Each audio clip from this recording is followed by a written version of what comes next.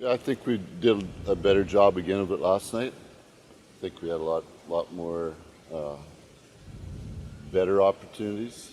I think that I think it sounds kind of crazy, but I think our accuracy and a lot of the stuff we do has to be better. I think our passing and around the net with the puck. I think it's one thing to shoot it and things like that, but the other thing is to score, and there's a difference there. So I think when you say that about the real estate part of it, that means things are happening faster, or it's harder to get there. So that means that you might have to do just a better job with the puck. So it's tight, yeah. What do you attribute that lack of accuracy to? Like, is it just gripping it a little too tight, or? No, we're not gripping it too tight at all. I think, quite honest, our guys they're in a good place. You know what? We think we're doing a lot of things we've done all year. Just we're not getting the results. So, but in a series, you got to get results, or you run out of real estate. So, we've even you go last night, they score a power play goal and a 4-on-4 goal, and that's the difference. So, it's a fine line, and ultimately, everybody always wants to talk then about your goal scorers, and that's fine, but it's got to be through your lineup. It just can't be on one player. That's for sure. As a veteran coach, like you say, that our guys are in a good place. What signs do you look for in them that they're in that good place? Hey, it matters. You know them good enough. You know what? There's a point where you get with your team where it's not just coach player. You know what it's about. You get a good read on them, and it still comes down. Even last night, you look our veteran guys are our best players, which means that there's still a lot of, and the same with Dallas. Their veteran players are their best players, and that comes down to growth and experience and that pressure situation, or that 1 foot or that couple inches that you're talking about.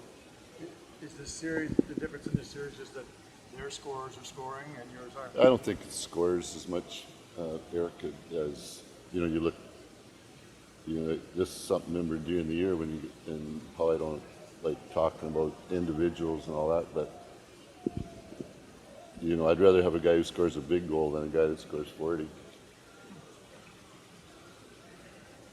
So now you need that big goal. Sure. So look at the 3 games. Every goal is a big goal. And when you take out empty netters, that's how it is. Even when it's 2-1 last night, we have 2-1. We have like three of probably the best opportunities that we've had all series, and they're saves. So that's big difference. You get a 2-goal lead, that I think would be a big difference. Other than telling them to call their moms, what'd you do with the guys today? Did you do a meeting or anything? Some guys had options. Some guys went to skate. Some guys were just doing a little get it going again.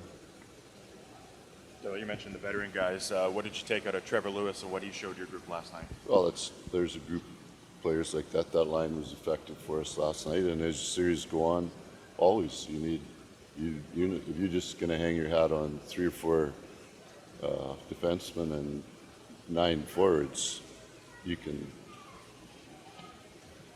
not going to win. So do you like the way your team's playing? Is your message that players just stick to the process and the results will come, or? Well, that's a good message, but you need it in a hurry. Is part of that just embracing some of these challenges, embracing these moments as you have to do in playoff time? Yeah, it's not easy. Yeah. It's tough. It's tough to win a game. It's hard. We have guys that won 1 game or something like that. Getting there, they're early in their careers, so now they're learning how hard it is to try and win another one instead of. That's be a difference with our club for sure. There's a group of guys that have been here for a long time that I'm not sure that they were able to sustain themselves in a series.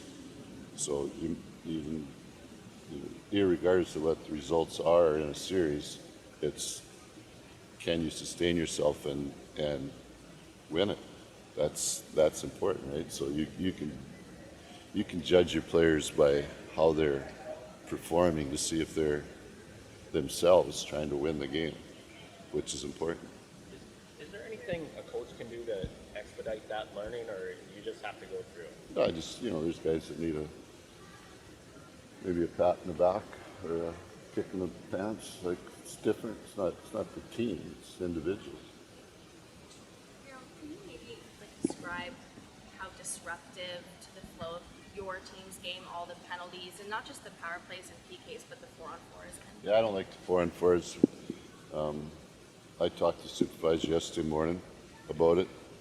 That's I think it's 7 in the series now, which is really rare. It'd take you like 20 games to get that many 4-on-4s in the regular season. So I think that they can handle